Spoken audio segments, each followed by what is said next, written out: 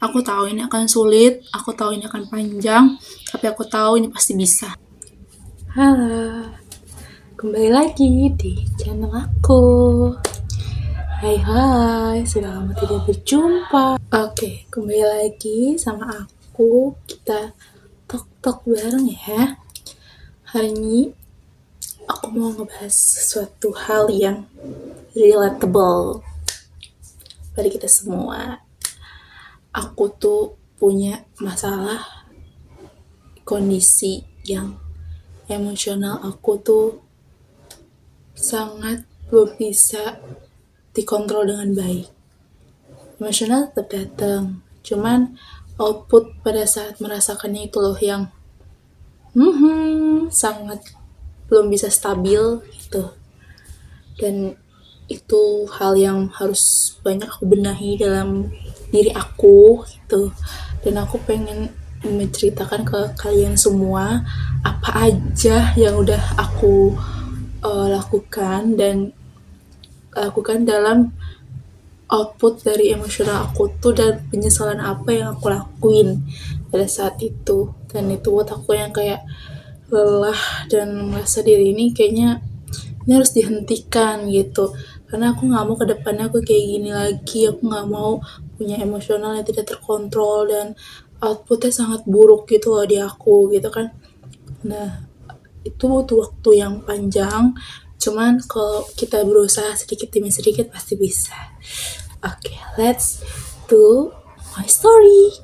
Jadi aku tuh dari kecil sampai sekarang, aku flashback dari aku kecil ya, aku sekolah SD, aku tuh lumayan sama temen ya, segeng temen cewek aku itu kalau ngomong tuh ya menggebu-gebu gitu, apalagi kalau bercanda, apalagi kalau kalau mengutarakan pendapat terus adu debat itu tuh nggak bisa santai orangnya tuh, kayak wah gitu. Aku pada suatu hari itu masalah K-pop gitu ya, aku sebenarnya ARMY, dan aku sekarang ARMY cuman dulu enggak gitu. Terus aku tuh debat sama temen aku gitu kan, ya sorry ya, tapi aku bilang sekarang aku suka sama BTS. Nah, aku tuh dulu emang gak suka gitu kan sama K-pop gitu. Terus aku tanya sama temen aku, kenapa sih kan suka banget sama K-pop? Itu kan plastik kita kan, sorry ya. Ini debat lagi gede. Dan aku, dan itu tuh sangat, kata teman aku tuh pada saat kita debat itu, teman aku bilang dia hampir pengen nangis gitu loh gara-gara aku, cuman kayak ketahan gitu kan ya. Tapi ujung-ujungnya kita ketawa-ketawa aja, cuma kan namanya hati orang kan kita nggak pernah tahu gitu. Nah itu aku tidak menyadarinya sampai dia bilang kalau debat tuh nggak mau kalah gitu, mau gebu-gebu. Terus kalau bercanda tuh, bercandaannya tuh ya biasa lah, nggak biasa sih, cuman ngomongnya kayak bahasanya sama aja gitu, kayak kasar juga ada gitu, temen-temen aku juga gitu, cuman kayak tahunnya itu loh, suara nada bicaranya tuh yang atas-atas gitu. Dan mungkin ya karena mungkin juga faktornya suaraku bulat gitu kan, lumayan lantang, dan itu teraplikasikan ke teman-teman aku. Tapi itu juga ada rasa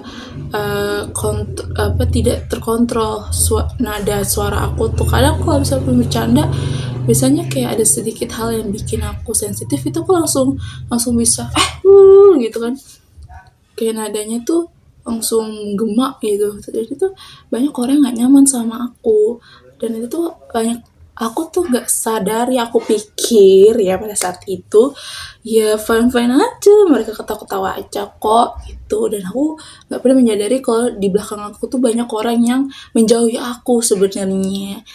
Nah seperti itu, dan itu tuh dampak yang nggak baiknya dalam aku mengelola output dari emosionalnya aku, apalagi pada saat SMP gitu kan, awal-awal pubertas nih aku gitu kan, kita juga gitu semua pada saat usia itu. Nah itu tuh makin menjadi meluap-luap emosi aku. Setiap hari tuh ada aja bentakan dari mulut aku, aku, ada aja aku marah sama adik-adik aku, apalagi aku seorang kakak kan, ngurus 2 orang adik cewek cowok gitu dengan jarak umur yang terlalu jauh.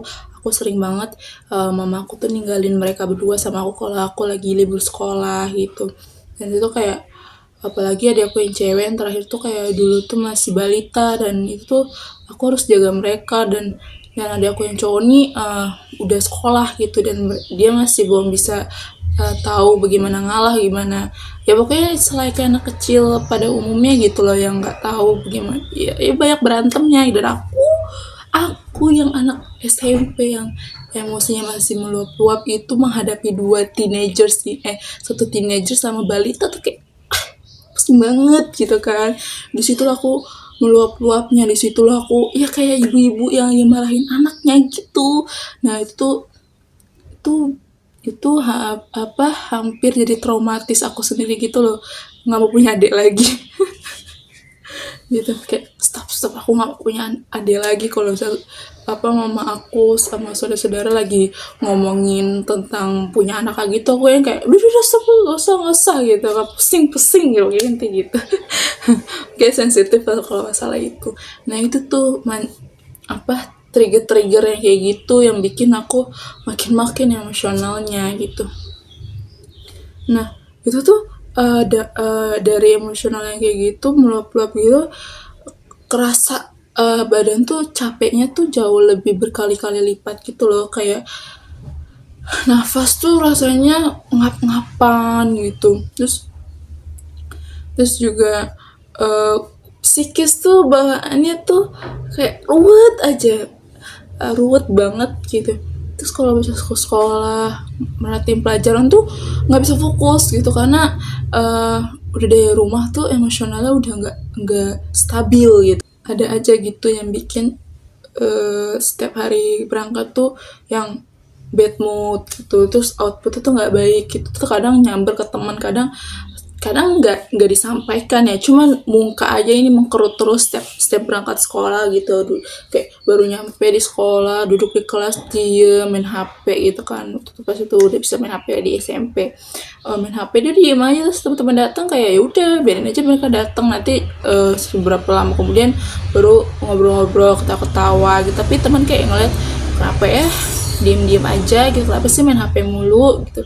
Padahal di situ tuh di saat dimana aku tuh lagi meng-calm down emosional aku yang masih tersisa dari rumah gitu, kayak kurus diem dulu gitu kan, daripada nanti gue ngelapin ke temen gue tuh pengennya sama temen gue tuh happy aja, ketawa-ketawa aja, gue nggak mau nyamberin masalah gue ke temen gue karena itu bukan tanggung jawab mereka. Jadi kayak gue diem dulu walaupun mereka khawatir ya mungkin, atau kayak kenapa sih gitu kan, but it's okay ya, ujung-ujungnya balik lagi juga seperti biasa gitu. Cuman memerlukan waktu untuk sendiri gitu loh, untuk mengkondonkan diri ini.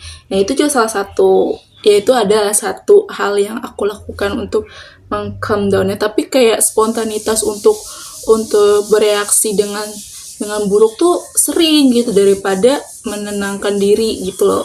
Itu kayak kehitung jari gitu loh buat menenangkan diri. Kebanyakannya tuh kayak ya udah spontan langsung ngomong, langsung bereaksi tanpa berpikir panjang apakah reaksi itu buruk atau benar gitu kan. Dan itu tuh kadang merugikan aku juga gitu, banyak orang yang menjauhi aku gitu kan. Aku hampir gak terlalu banyak punya temen gitu kan ya, tapi tetap ada temen deket, temen segeng-segengan tetap nyambung. Cuman kayak kelamaan orang tuh tahu aku gimana, jadi mereka kurang nyaman. Itu juga salah aku. Pada saat masa remaja aku sudah mulai terlewatkan, dari yang SMP, lulus SMA, pubertas awal aku juga udah mulai stabil gitu kan, pembentukan organ-organ baru di dalam tubuh aku sudah mulai stabil. Nah baru di situ aku menyadari kayak ternyata apa yang aku lakukan selama itu ternyata tidak sehat, ternyata tidak baik gitu loh. Awal-awal sudah merasakannya seperti itu, cuman belum terlalu aware dan menemukan solusinya seperti apa, seperti itu. Lalu pikiran semakin terbuka dong, pikiran terbuka untuk ke masa depan dan memikirkan ini kalau saya seperti ini terus, kalau emosional ini tidak terkontrol dengan baik, bagaimana nanti saya menghadapi tanggung jawab ke depan yang jauh lebih besar, dan itu harus membutuhkan kestabilan emosional yang baik gitu kan. Apalagi salah satunya yang paling saya krusial pikirkan itu adalah satu, soal pernikahan. Itu benar-benar paling saya takuti pada saat emosional ini belum juga distabilkan dengan baik. Itu hal yang saya takutkan, karena saya tidak mau menyakiti seorang karena kan diri saya gitu kan. Dan yang kedua, menjadi seorang ibu. Nah, menjadi seorang ibu itu hal yang paling terberat. Tanggung jawabnya besar. Tanggung jawabnya nggak sehari dua hari. Tanggung jawabnya sampai seumur hidup kita atau sampai umur hidup anak kita. Kita nggak pernah tahu kita duluan atau anak kita duluan, gitu kan? Nah, saya tidak mau apa yang terjadi pada diri saya, kesalahan orang tua saya ulangkan lagi kepada anak saya. Saya tidak mau lingkaran setan itu terus berjalan. Saya mau memutuskan itu dengan saya memperbaiki diri saya jauh lebih baik. Saya mempersiapkan diri saya menjadi orang tua, menjadi seorang istri nanti ke depannya gimana. Mungkin kita semua tahu tidak ada orang yang 100% siap, tidak ada orang yang benar-benar sempurna menjalani itu semua. Tapi setidaknya ada yang saya usahakan, ada yang bisa saya hindari, apa yang saya bisa kontrol daripada yang tidak saya bisa kontrol. Ya sudah saya ikhlaskan itu, saya ridho, saya jalani nanti ke depannya gimana. Cuman yang saya tahu, yang akan saya jalani, yang saya bisa meminimalisir itu saya lakukan seperti itu. Sekarang umur aku udah baru kepala 2, masuk kepala 2. Nah, di situ tuh mulailah makin makin kayak dikejar waktu untuk secepat mungkin bisa mengelola ini semua, menyelesaikan tahap-tahap ini semua. Saya memang sudah ada perubahan sedikit demi sedikit ya. Belum sebesar itu juga perubahan saya, tapi saya selalu ingin belajar. Saya tidak pernah membenarkan tindakan saya dulu gitu kan, yang mempunyai kalau emosional outputnya tidak baik. Makanya saya terus belajar, mencari ilmu, mencari informasi yang relevan pada kehidupan saya, agar kedepannya kehidupan jauh lebih baik gitu. Biarlah yang masa lalu itu, saya hanya bisa membentuk masa depan.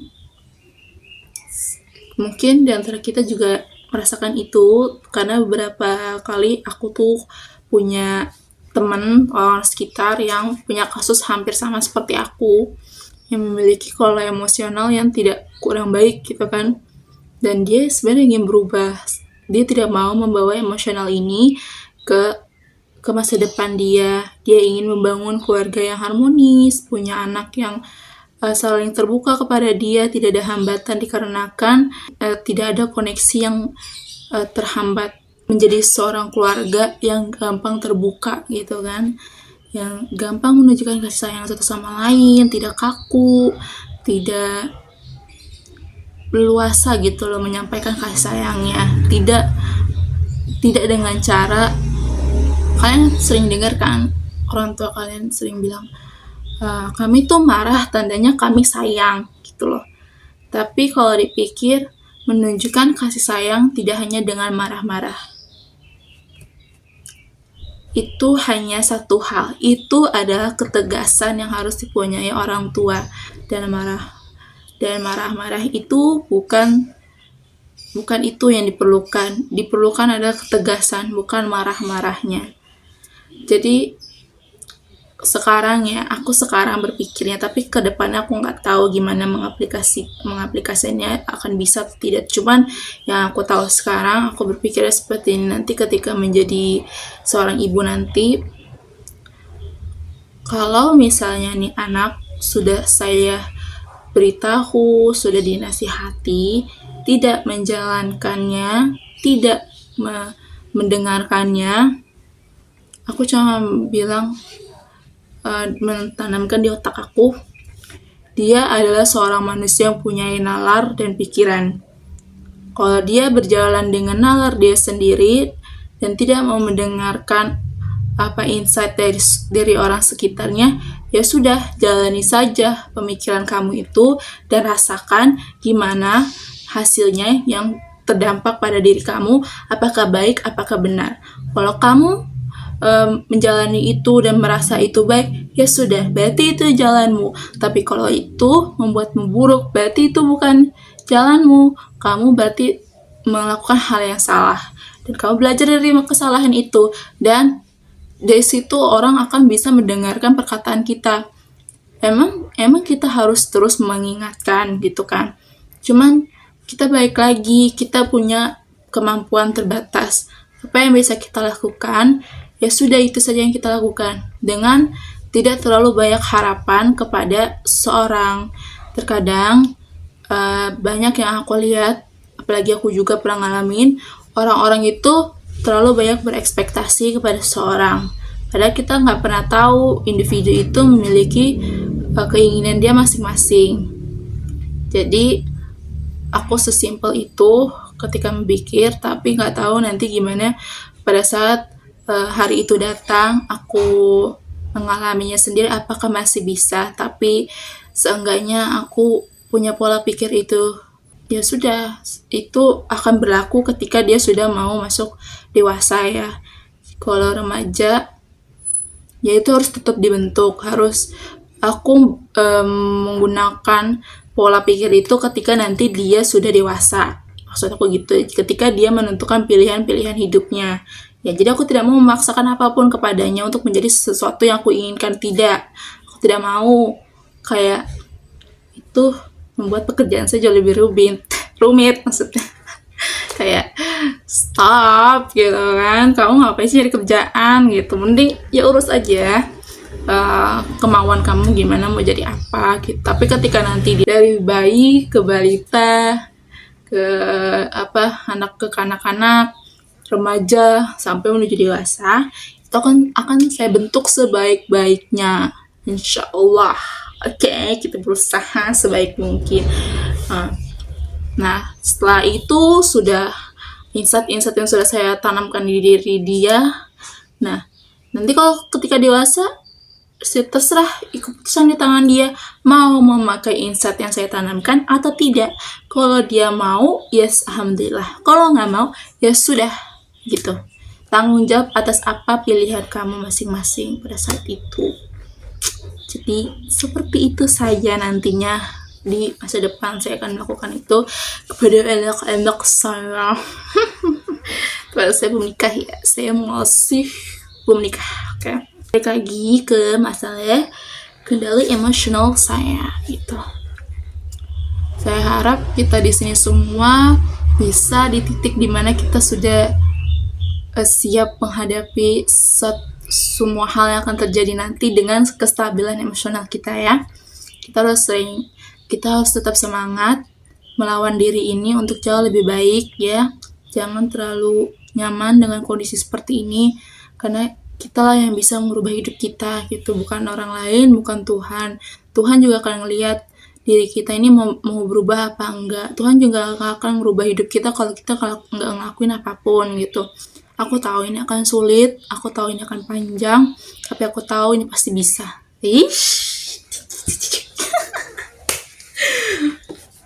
Jadi yang pernah mengalami kondisi seperti aku, kita sama-sama belajar, kita sama-sama menguatkan. Aku pasti yakin kalian bisa. Aku pun juga seperti itu. Kita harus sama-sama belajar. Dan plus, untuk kehidupan kalian yang jauh lebih panjang nanti, carilah pasangan sebaik-baik mungkin ya. Bukalah telinga kalian, bukalah pikiran kalian, bukalah mata kalian untuk menerima sinyal-sinyal apakah dia baik atau tidak. Oke? Karena hidup kita ini panjang, kita butuh pendamping untuk melewati segala ujian yang nanti Tuhan berikan ke kita. Jadi, kalian harus benar-benar memilih pasangan kalian dengan baik. Aku pun juga begitu.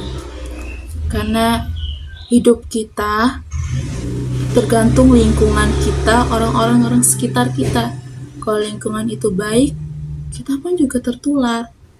Jadi kalian memilih mana? Tertular baik atau tertular buruk? So, keep spirit. Oke guys, kita aja untuk video kali ini. Aku seneng banget bikin video hari ini. Aku seneng banget. Aku jadi punya teman online aku. Semoga teman online aku makin banyak ya. So, terima kasih bagi yang udah sempet sudi untuk nonton video aku yang memiliki kualitas yang tidak terlalu bagus seperti video-video YouTube yang lainnya, kan aku baru. Semoga kalian suka. Kalau kalian tidak setuju dengan aku, bisa banget tinggal komen-komen aja di bawah. Nanti kita diskusi biar kita sama-sama punya insight bareng-bareng. Oke, bye-bye. Assalamualaikum. Wah.